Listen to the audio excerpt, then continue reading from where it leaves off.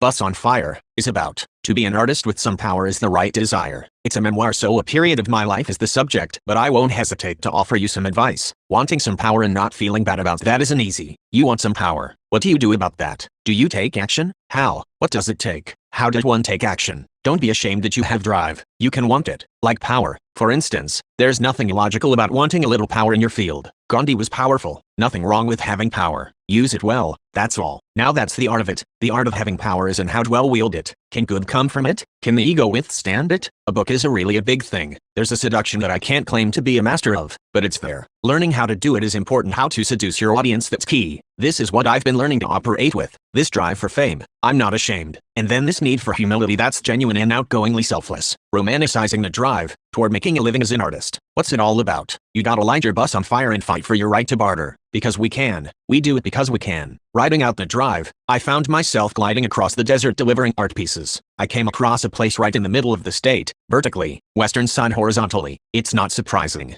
An artist is someone dealing with emotions right there in their work. Narcissism makes sense for someone so engaged. It's worse for actors, sure, because their appearance literally is their product. As an artist, I've got ambition coming out of my pores. I know that building relationships and networking is important in this game, but I ain't gonna kiss anyone's ass to get ahead. That said, I'm not too proud to work with galleries and other industry peeps in a way that's mutually beneficial. It's about paying homage to the overlord's balls to the grindstone, without losing my sense of self. You know, I believe that excellence is the name of the game. As Aristotle said, it's a habit that's won by training and habituation. We do not act rightly because we have virtue or excellence, but we rather have those because we have acted rightly. We are what we repeatedly do. Excellence, then, is not an act, but a habit. Especially relevant to the art world, I'd say, where hard work pays off, even though sometimes it's the bullshitting that's the hard work. Still, hard work. I'm not trying to be like anyone else. I'm trying to be the best version of myself. I'll tell you what I was thinking as I was doing it, because it's the energy and transferring that energy which is most important here. As artists and creatives, it's what we do. It's like two batteries, one taking some energy from the other. Transference. I hope to not talk your head off, but eventually you'll see yourself doing it too, because it becomes habitual. Narratives delineated on certain fishbowl events with beginning, middle, end. I'm here to explore the why. Why do I want to live as an artist? Why is this? Humor of this story. Here's the artist who won't stop thinking he's special. He's just a simple window cleaner, Midwestern boy, but he was prom king, so that's something. So how did he get his name in Time magazine? But let's get to the point. How did this guy get his name in Time magazine? In Not a All we learned about conflict. Haven't you? And who lives in display windows? That's kind of funny. Maybe a bit like the endless confidence of the character from the Nick Cage movie of the guy who could take out Bin Laden if he decided to. The internet is all. We don't have the option for internet-free communication. The world as it is a hard thing to deal with when you feel you can change anything you want to. I want to be reasonable.